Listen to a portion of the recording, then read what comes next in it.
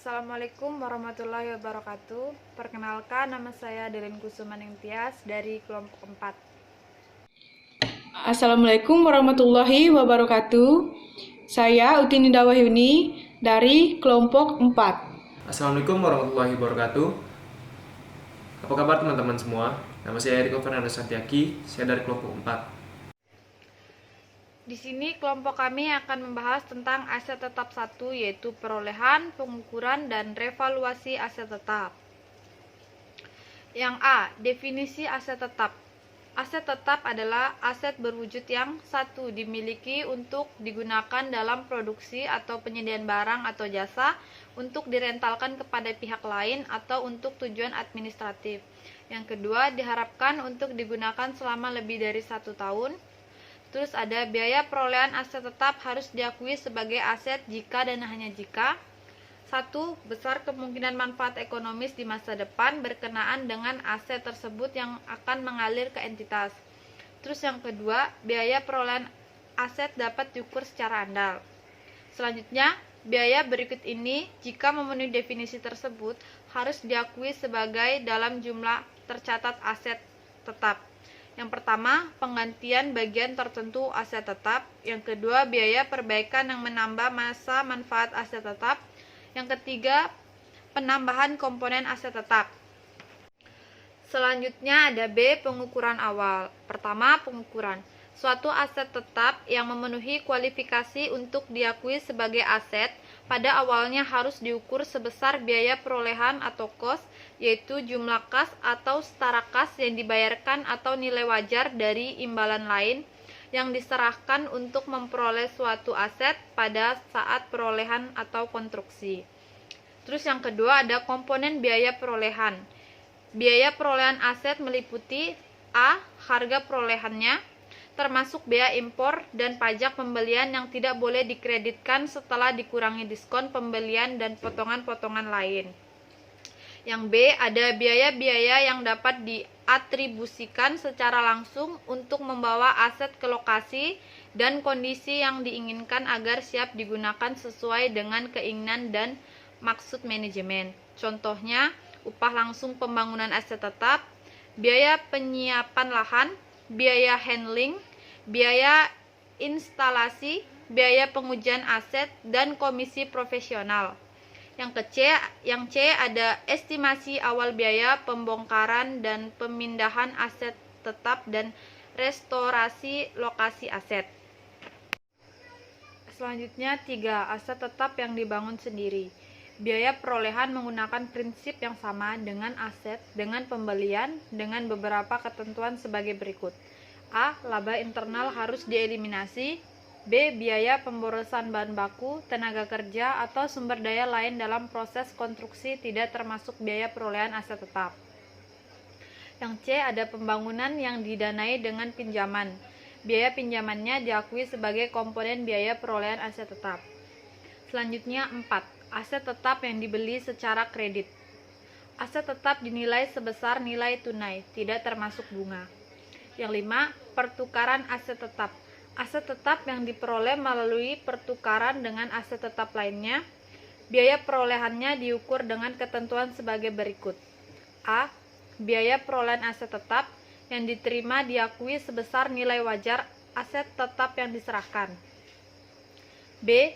Jika nilai wajar aktiva yang diperolehkan tidak dapat ditentukan, maka diakui sebesar nilai wajar aset tetap yang diterima.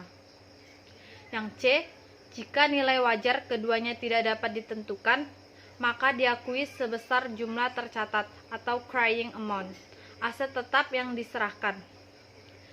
Nilai wajar adalah jumlah yang dipakai untuk mempertukarkan suatu aset antara pihak-pihak yang berkeinginan dan memiliki pengetahuan memadai dalam suatu transaksi yang wajar. Jumlah tercatat tersebut lazim dikenal dengan istilah nilai buku atau book value, yaitu nilai yang disajikan di neraca setelah dikurangi akumulasi penyusutan dan akumulasi rugi penurunan nilai.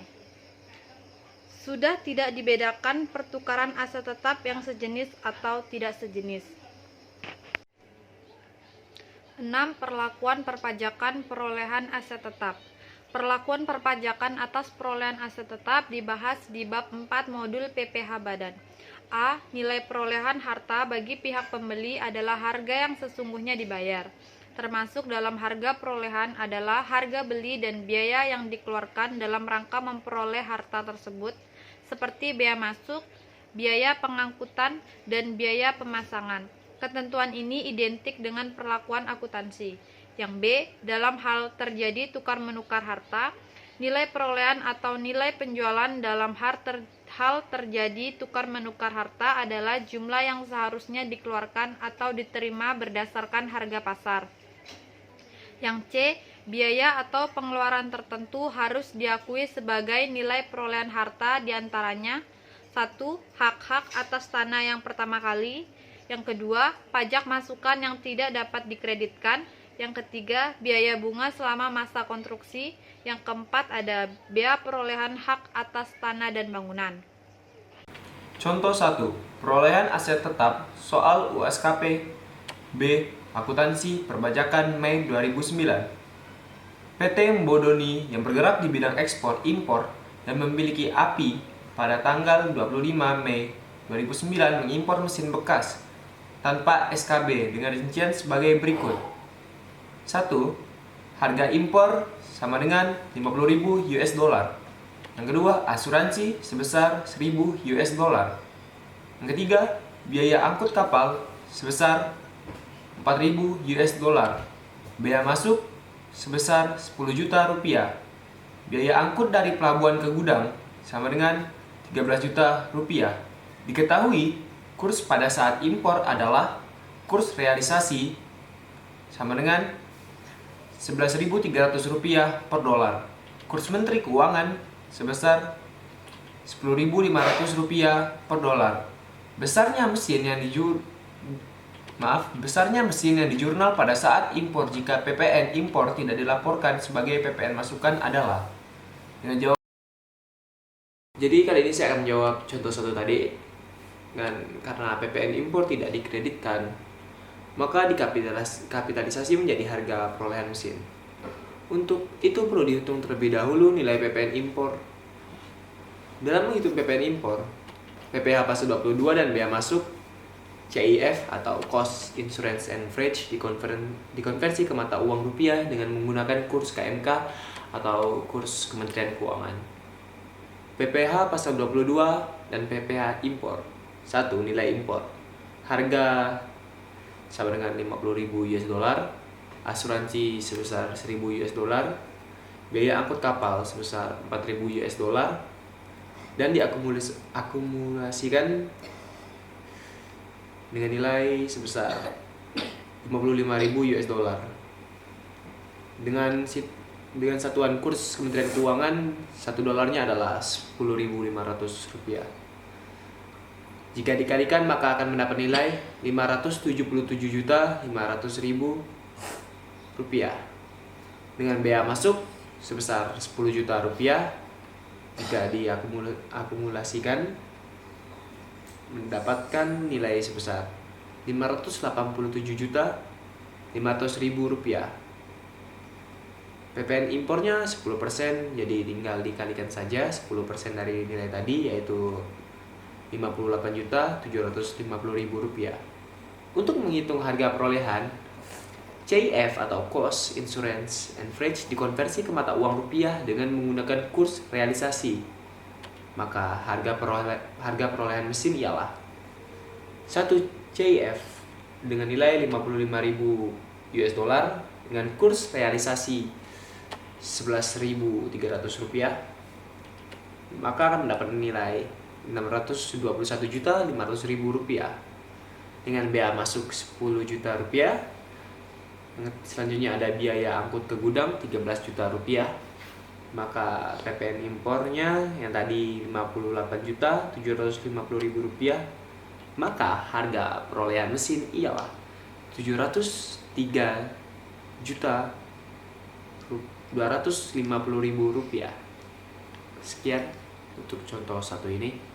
Selanjutnya ada contoh 2. Contoh 2, biaya bunga selama masa konstruksi soal USKP BPPH Badan November 2009. PT Bangun Kesatria membangun gedung yang dananya berasal dari pinjaman sebesar 10 miliar rupiah dengan suku bunga tetap sebesar 12% per tahun dengan masa pinjaman 5 tahun. Pembangunan gedung dilakukan selama 3 tahun. Berapa harga perolehan gedung sebagai dasar penyusutan? Jawabnya ialah pinjaman sebesar 10 miliar rupiah, bunga 3 tahun sebesar 3,6 miliar rupiah, maka harga perolehan gedung tinggal ditambahkan saja dan akan mendapat jawaban sebesar 13 miliar 600 juta rupiah. Sekian. Contoh 3 yaitu pertukaran aset tetap. Soal USKPB Akuntansi Perpajakan November 2006. Berikut ini adalah skenario pertukaran aktiva tetap antara perusahaan Sweet Dream dengan 2 perusahaan lainnya. Untuk kepentingan akuntansi, dalam menghitung penyusutan disamakan dengan ketentuan pajak.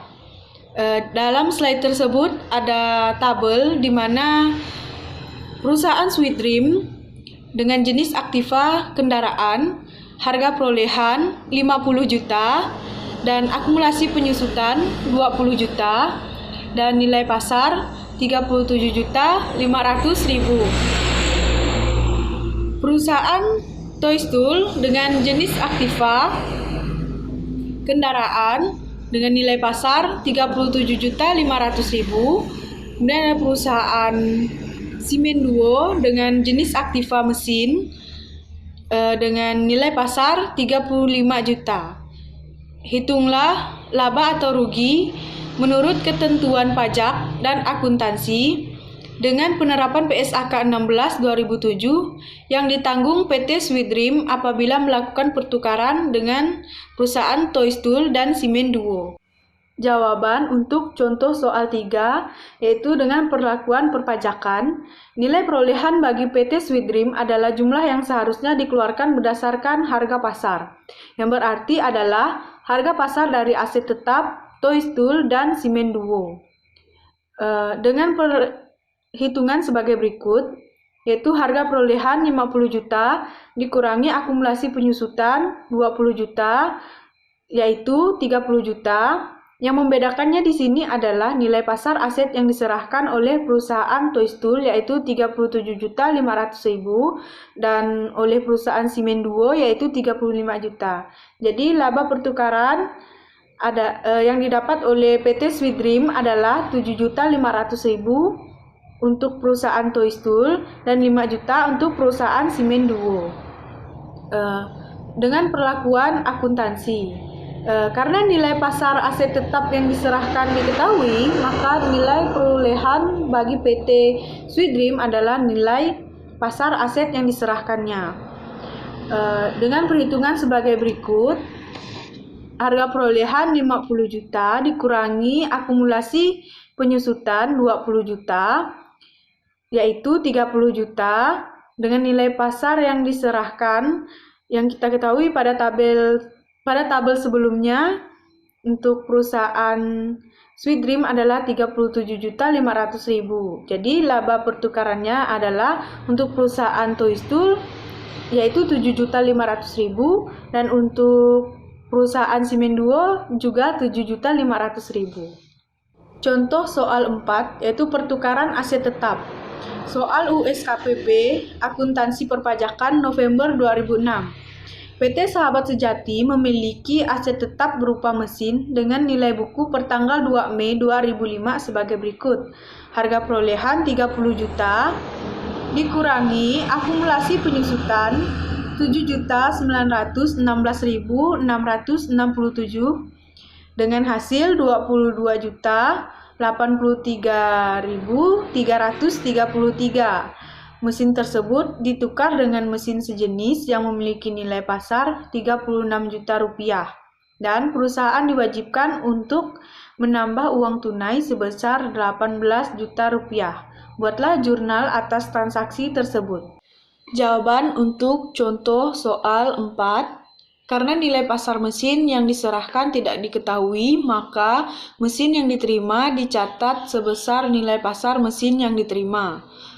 dengan perhitungan untuk mencari laba atau rugi sebagai berikut, yaitu nilai pasar mesin yang diterima sejumlah 36 juta dikurangi nilai buku mesin yang diserahkan yang merupakan pengurangan dari harga perolehan sejumlah 30 juta dikurangi akumulasi penyusutannya 7.916.667 yaitu 22.083.333. Kemudian dikurangi kas yang dibayarkan karena perusahaan diwajibkan untuk menambah uang tunai sebesar 18 juta dan didapatlah rugi pertukaran sebesar 4.083.333. Kemudian jurnal yang dibuat oleh PT Sahabat Sejati yaitu sebagai berikut, di mana pada akun debit ada mesin yang diterima sejumlah 36 juta, kemudian akumulasi penyusutan sebesar 7.916.667 dan rugi pertukaran mesin yaitu 4.083.333. Dan di akun kreditnya ada mesin yang diserahkan sejumlah 30 juta dan kas sebesar 18 juta. Selanjutnya ada C, pengukuran setelah pengakuan awal. 1. Pengukuran. Suatu entitas harus memilih model biaya atau cost model atau model revaluasi atau revaluation model sebagai kebijakan akuntansinya dan menerapkan kebijakan tersebut terhadap seluruh aset tetap dalam kelompok yang sama. Ada A, model biaya. Aset tetap dicatat sebagai dan sebesar biaya perolehan dikurangi akumulasi penyusutan dan akumulasi rugi penurunan nilai aset. Yang B, model revaluasi. Aset tetap yang nilainya wajar dapat diukur secara andal harus dicatat pada jumlah revaluasian, yaitu nilai wajar pada tanggal revaluasi dikurangi akumulasi penyusutan dan akumulasi rugi penurunan nilai aset. 2. Model revaluasi. Ada A, frekuensi revaluasi. Frekuensi revaluasi tergantung perubahan nilai wajar dari suatu aset tetap. Jika aset tetap mengalami perubahan nilai wajar secara signifikan dan fluktuatif, revaluasi tahu dan perlu dilakukan. Jika perubahan nilai tidak signifikan, revaluasi perlu dilakukan ya setidaknya setiap 3 atau 5 tahun sekali. Yang B, perlakuan akumulasi penyusutan pada tanggal revaluasi. Akumulasi penyusutan diperlakukan dengan salah satu cara sebagai berikut.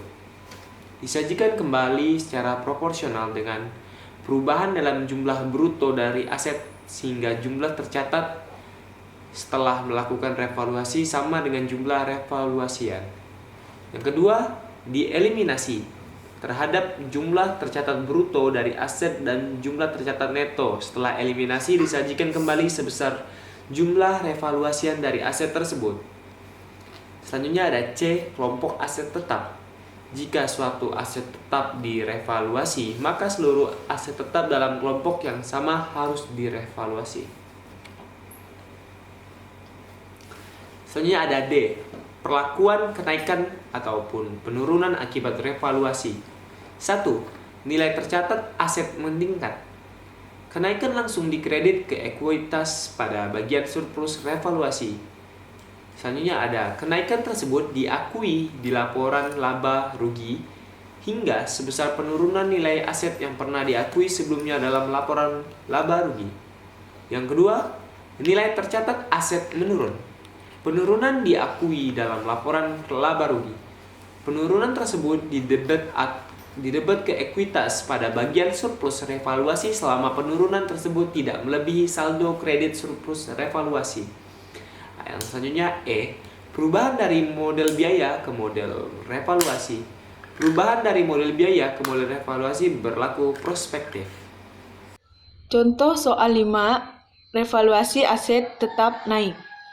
Pada awal tahun 2007, PT Setinggi Gunung membeli suatu aset tetap dengan harga perolehan 10 juta rupiah dengan taksiran masa manfaat 5 tahun.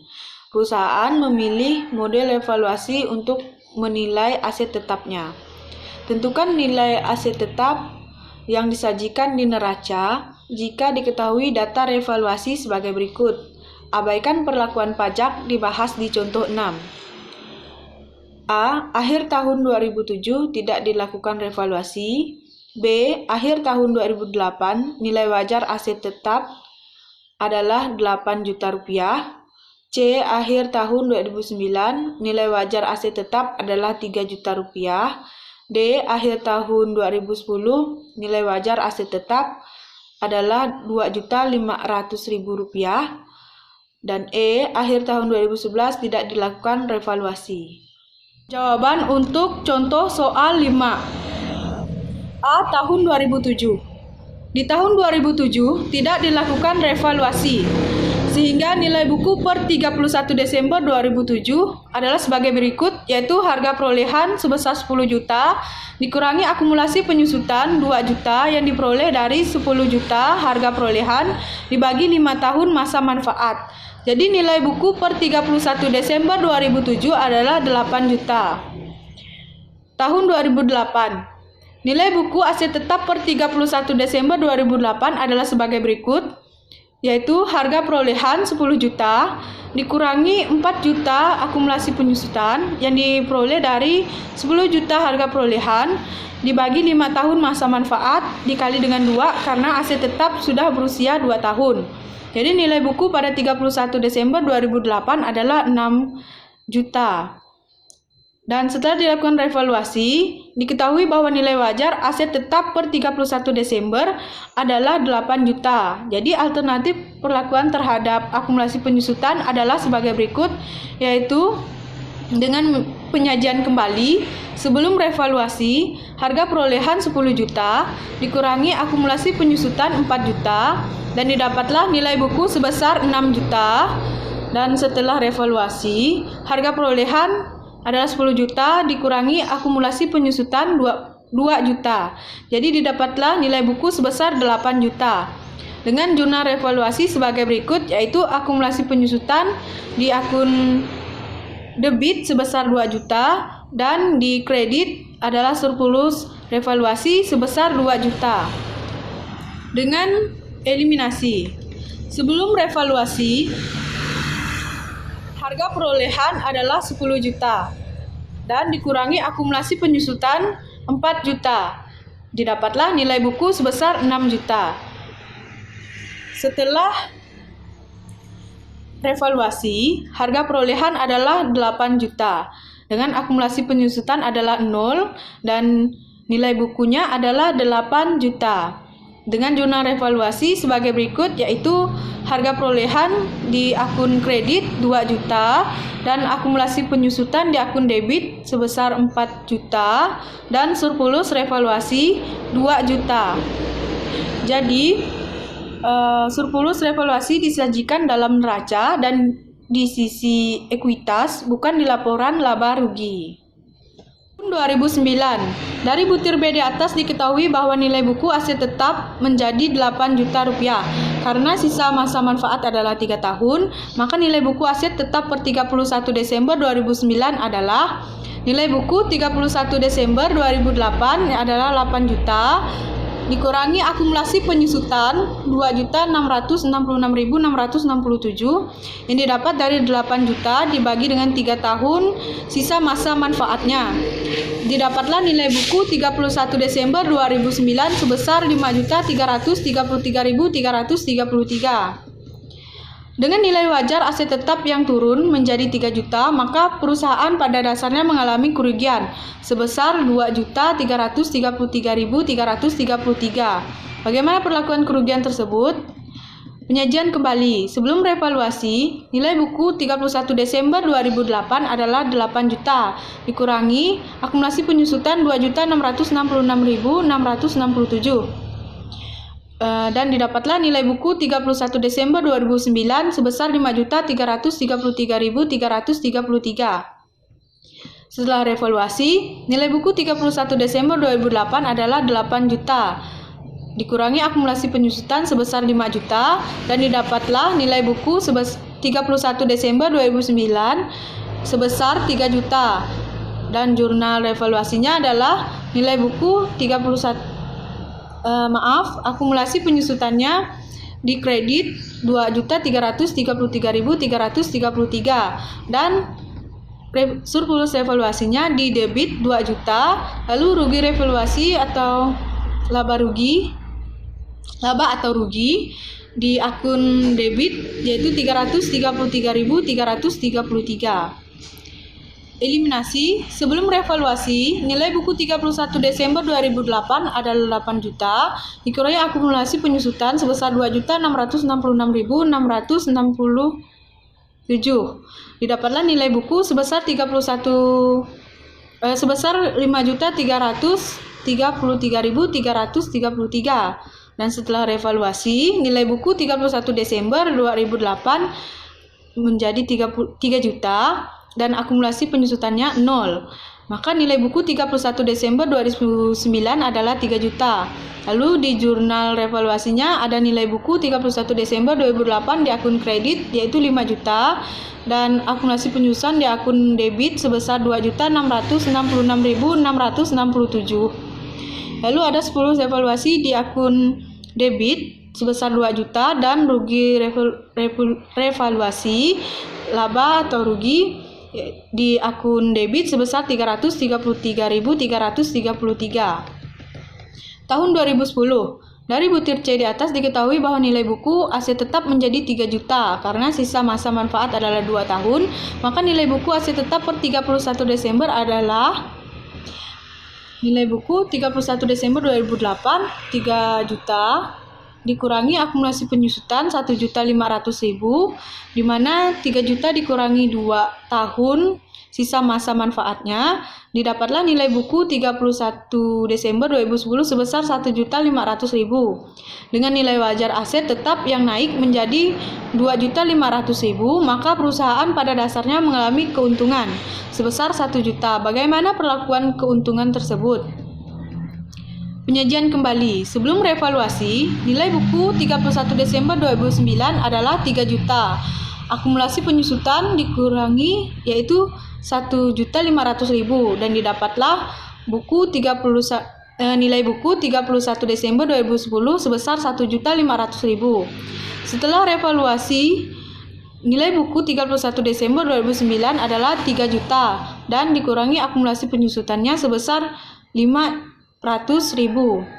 Jadilah nilai buku 31 Desember 2010 sebesar 2.500.000 dengan jurnal revaluasi sebagai berikut. 10 revaluasi di akun kredit sebesar 666.667. Pendapatan revaluasi laba atau rugi di akun kredit sebesar 333.333.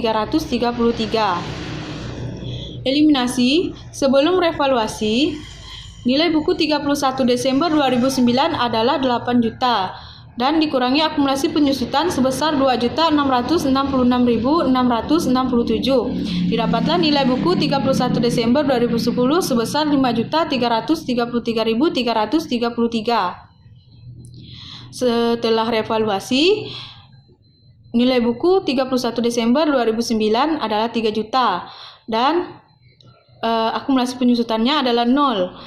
Jadi didapatlah nilai buku 31 Desember 2010 sebesar 3 juta dengan jurnal revaluasi sebagai berikut, yaitu nilai buku 31 Desember 2009 di akun kredit 5 juta dan di akun debit ada akumulasi penyusutan sebesar 2.666.667 dan surplus revaluasi di akun kredit sebesar 666.667 dan pendapatan revaluasi laba atau rugi di akun kredit sebesar 333.333. Tahun 2011 adalah tahun terakhir masa manfaat aset tetap tersebut, sehingga nilai buku per 31 Desember 2011 adalah nilai buku 31 Desember 2010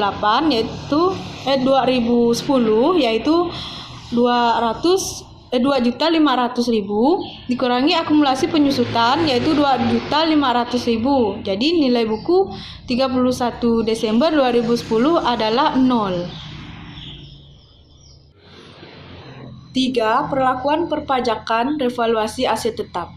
A. Revaluasi harus dilakukan atas seluruh aktiva tetap, termasuk tanah atau tidak termasuk tanah. B. Revaluasi dapat dilakukan setelah lewat waktu 5 tahun setelah revaluasi sebelumnya. C. Nilai revaluasi ditentukan berdasarkan hasil penilaian jasa penilai yang diakui pemerintah. D. Selisih lebih revaluasi di atas nilai buku fiskal semula merupakan objek PPh final dengan tarif 10%. E. Selisih lebih revaluasi di atas nilai buku komersial semula setelah dikurangi PPh final disajikan di neraca sebagai komponen ekuitas atau modal. F. Penyusutan setelah revaluasi menggunakan nilai hasil revaluasi dengan menggunakan masa manfaat penuh. Jika revaluasi tanpa izin DJP, dasar penyusutan adalah nilai sebuah revaluasi dan sisa manfaat. G. Undang-Undang PPh tidak mengatur tentang selisih kurang evaluasi, sehingga kerugian revaluasi tidak diakui sebagai beban fiskal. Contoh 6. Perlakuan perpajakan revaluasi aset tetap. Lanjutkan contoh 5 di atas dengan asumsi untuk kepentingan perpajakan aset tetap tersebut termasuk kelompok 1, 4 tahun dan metode penyusutan garis lurus. Revaluasi aset tetap di tahun 2008 mendapatkan izin dan DJP. Untuk kepentingan akuntansi perusahaan menggunakan alternatif 1 yaitu penyajian kembali. Untuk contoh soal 6. Tahun 2007, nilai buku fiskal per 31 Desember 2007. Harga perolehan yaitu 10 juta, dikurangi akumulasi penyusutan sebesar 2.500.000 dan didapatlah nilai buku 31 Desember 2007 sebesar 7.500.000. Tahun 2008, dengan dilakukannya revaluasi aset tetap yang mendapatkan izin dari DJP, perusahaan berkewajiban untuk melunasi PPh final atas revaluasi dengan perhitungan sebagai berikut, yaitu harga perolehan 10 juta, akumulasi penyusutan 5 juta. Nilai buku 31 Desember 2008 yaitu 5 juta. Nilai wajar 8 juta. Maka selisih yang lebihnya adalah 3 juta. Jadi PPh final sebesar 10%-nya adalah 300.000. Lantas bagaimana jurnal atas revaluasi tersebut? Dengan memperhatikan ketentuan perpajakan, surplus revaluasi yang harus disajikan sebagai ekuitas adalah selisih lebih komersial setelah dikurangi PPh final sebagai berikut. Nilai wajar 8 juta dan dikurangi nilai buku 31 Desember 2008 dan didapatlah selisih komersial sebesar 2 juta. Dikurangi PPh final sebesar 300.000. Jadilah 1.700.000. Lalu jurnal revaluasinya sebagai berikut. Ada akumulasi penyusutan di akun debit sebesar 2 juta dan hutang PPh revaluasi di akun kredit sebesar 300.000 dan ada surplus revaluasi di akun kredit sebesar 1.700.000. Bandingkan jurnal tersebut dengan jurnal pada jawaban butir B, contoh 5 di atas. Dengan jurnal tersebut, nilai buku aset tetap setelah revaluasi menghasilkan angka yang sama yaitu 8 juta. Tetapi surplus revaluasi menghasilkan angka yang berbeda. Hal ini terjadi karena adanya perbedaan adalah sesuai kebutuhan akuntansi tanpa mengabaikan kewajiban perpajakan perusahaan sebagai berikut.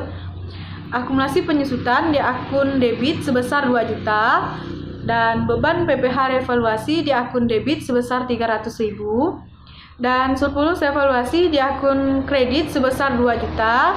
Lalu ada hutang PPh revaluasi sebesar 300.000 di akun kredit. Beban PPh final sebesar 300.000 harus dilakukan koreksi fiskal. Tahun 2009, sesuai ketentuan perpajakan, penyusutan fiskal setelah revaluasi kembali menggunakan masa manfaat penuh, sehingga penyusutan dan nilai buku fiskal per 31 Desember 2009 adalah sebagai berikut.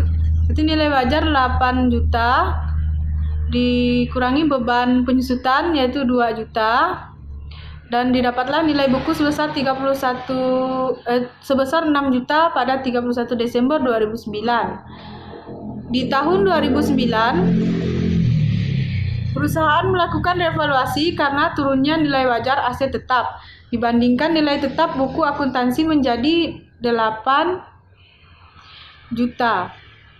Jurnal revaluasi sama seperti jawaban butir C contoh 5 di atas, akan tetapi sesuai ketentuan perpajakan, yaitu revaluasi untuk kepentingan perpajakan hanya dapat dilakukan 5 tahun sekali. Karena itu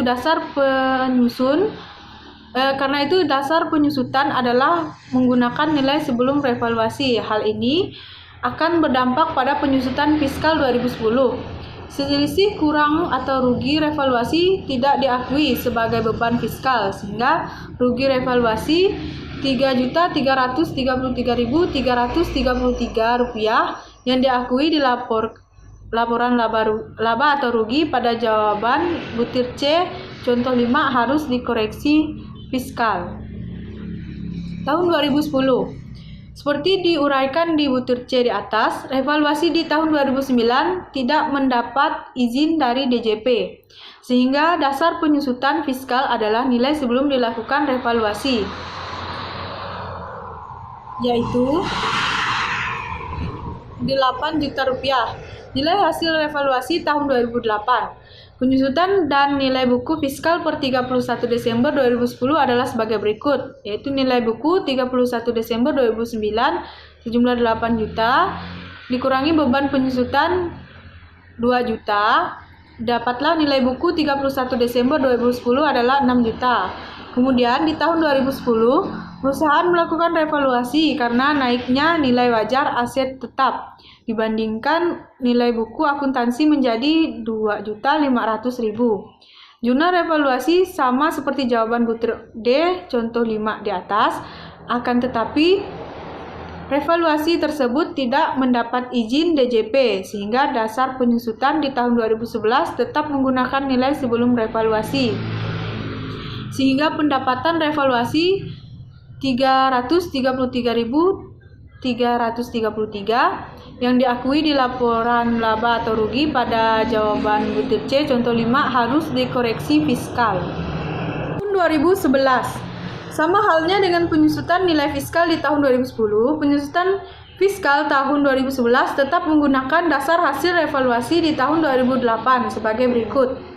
Nilai buku 31 Desember 2010 yaitu 4 juta dikurangi beban penyusutan sebesar 2 juta dan didapatlah nilai buku 31 Desember 2010 sama dengan 2 juta. Perlu juga diperhatikan bahwa penyusutan komersial telah selesai di tahun 2011, tetapi penyusutan fiskal masih berlangsung sampai tahun 2012. Hal ini terjadi karena setelah revaluasi di tahun 2008, aset tetap disusutkan kembali dengan masa manfaat penuh. Rekonsiliasi fiskal.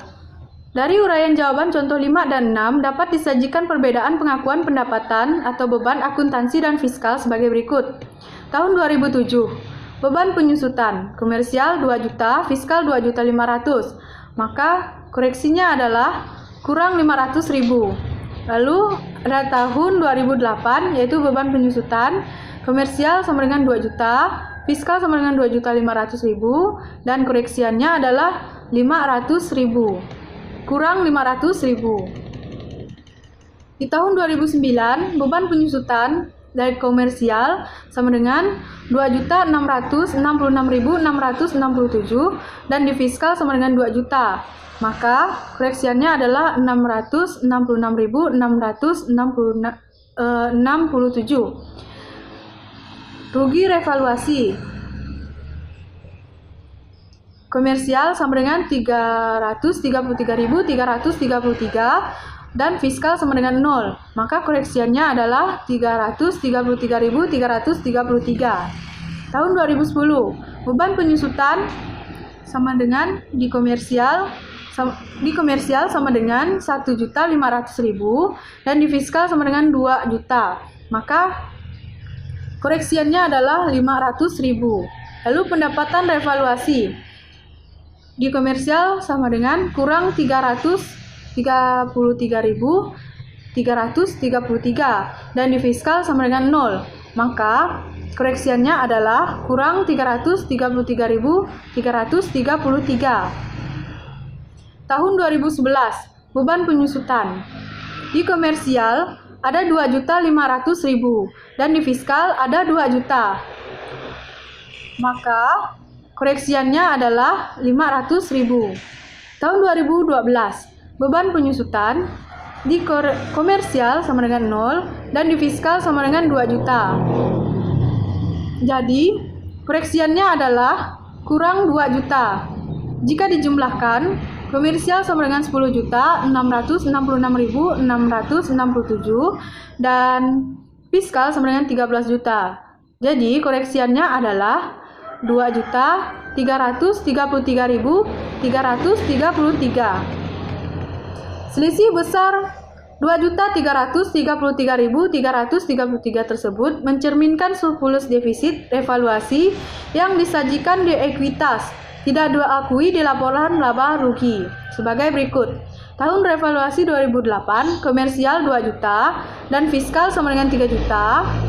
Jadi koreksiannya adalah 1 juta. Di tahun revaluasi 2009, komersial sebesar kurang 2 juta dan fiskal sama dengan 0. Jadi koreksiannya adalah kurang 2 juta. Lalu revaluasi tahun 2010, komersial 666.667 dan di fiskal sama dengan 0. Maka koreksiannya adalah 666.667. Jika dijumlahkan, komersial sama dengan 666.667 dan untuk fiskal sama dengan 3 juta. Lalu koreksiannya adalah 2.333.333.